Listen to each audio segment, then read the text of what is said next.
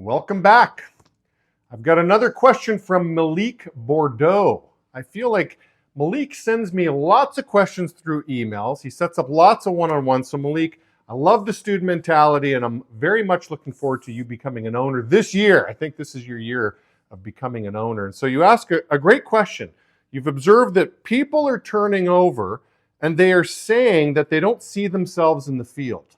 Okay, so good ears on your part. Where are we missing the mark? Are we not painting the picture properly of the bigger picture? So turnover, why are people turning over? I don't see myself in the field. Let's dive into this. So Malik, I thought I'd start off with a little bit of an embarrassing story. Okay, when I first started off recruiting, right, when I'm a new leader, I'm trying to build my team, my mindset was, listen, the field is a means to an end. I remember hearing this phrase many moons ago and I adopted it. Listen, it's an insult to your intelligence to do the field to just do sales. There's got to be a big carrot. There's got to be a big picture here involved. And I really think that mindset is really old school. I don't think it's relevant today at all. I don't think that the field is an insult to your intelligence if you actually make a career in the field. Okay, so we could maybe dive into that in another episode in itself, but we have plenty of reps. There's over 30 reps that made over $100,000 last year. So the field ain't so bad.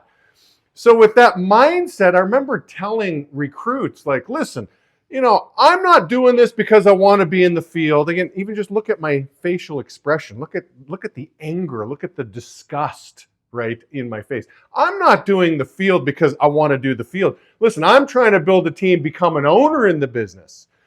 And after many failed attempts, right, I want to say I was 0 for, 20, 30 recruits. Like, nobody wanted to join my team. I felt like, geez, if I even paid people $1,000 a week salary, I still couldn't land people.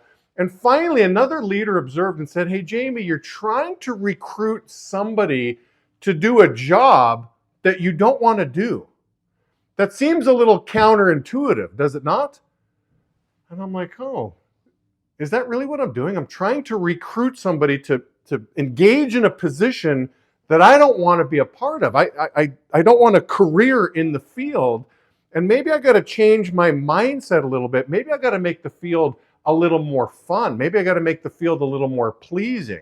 So I want to start off with that. If you're guilty of doing the same thing I did, stop doing that. Delete that software. It's old school software. You got to embrace the field. You got to make it fun. Years ago, I was lucky enough to go see Jerry Seinfeld live, do some stand-up. What a show this was. He'd tell a string of jokes, right? He'd get onto a new set of jokes. He'd come back to the old set. Like, how he wrote his material and how he delivered was masterful.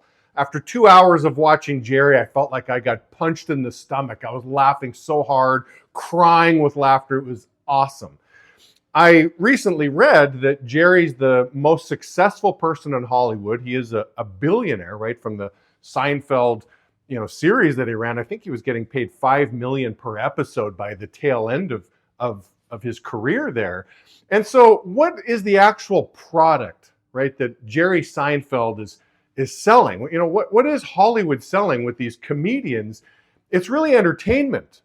And something I discovered, right? So obviously if you're great at entertaining, there's a lot of money to be made. And I discovered that if I'm entertained, I can be entertaining, right? So the name of the game for me to make the field fun is I truly, sincerely, genuinely, I have to enjoy it. Now, you're talking with people. There's a lot to enjoy. Every customer, there's a different interaction. And something I heard a long time ago, right? The C factor, smile, eye contact, enthusiasm. Somebody else painted a little bit different. They said, Jamie, you got to throw a little sexy into the pitch. I'm like, what's sexy? Well, smile, eye contact, excitement. Let's just take enthusiasm. I'll call it excitement. And the C, sexy, is comedy. Make it entertaining. Laugh your way through the pitch. There are lots of things to talk about that can be funny. If there's little kids there, you can be entertained with the little kids. If you see a little pet, you can be entertained with the pet. But the name of the game is you be entertained. right? Look at the field like it is your source of entertainment. It is your Netflix you can watch, and the main character is the audience. It's the other people. So make the field fun, but be entertained. And I'm telling you, if you are entertained, you will be entertaining. People will genuinely see that you're enjoying it, you're laughing your way through the pitch, and a person observing who's really learning sales for the first time, well, gee, this job actually looks fun. I do see myself in the field. It's fun, it's interactive. I'm growing, I'm learning, I'm adding new skills.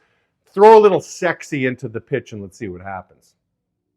Malik, back to your question about, are we missing the mark here? Are we not painting the bigger picture properly?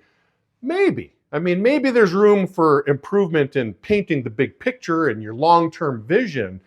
But I really think that a lot of leaders miss the mark on painting the picture of the value of the field, the rich experience of the field. Articulate what the field really means. I mean, a lot of people will spend 4 years in a college, to get a degree in communications, right? I mean, well, you don't need 4 years in the field to get your degree in communications. You need around 6 months in the field to really know how to present yourself, how to articulate yourself, how to be a keen listener, right? So if my children were to join this business, I would be very proud that my kids are I'm like, so what exactly does this business, how does it work? Well, Dad, I talk to 50 to 100 people a day. Are these leads? No, 50 to 100 strangers I'm meeting every single day. I'd be, well, this is awesome. At the very least, your communication skills are going to grow here. You're going to be a much better communicator. You're going to know how to present. You're going to learn how to listen. So I think really when it comes to painting the bigger picture, I would go less on the big picture and I would go more on, really the value that the field has to offer. So I really hope this helps, Malik. You got to make the field fun. You got to turn it into a joyride. I remember one of my most proud moments as a leader. I was promoting a leader on my team. The guy's name was Mark. And in his high roller speech, he was describing his first day with me. And he said, Jamie's a weird guy. At first I'm kind of like, oh, geez, that's not very flattering, right? He's like, he's a really weird guy.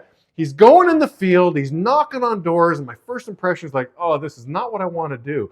But I got the impression that if Jamie had his day off, if he could do anything that presented itself, right? He could go to Six Flags, he could go to Disneyland, he could go watch the Lakers, or he could go in the field. I really think that Jamie would have chose to go into the field. He really made the field fun. I remember hearing that and I'm like, oh, mission accomplished. I went from like, oh, it's an insult to my intelligence to like really learning how to make the field entertaining, really embracing the rich experience, figuring out a way to add value to people through this experience, and the team building process followed. So there you go, Malik.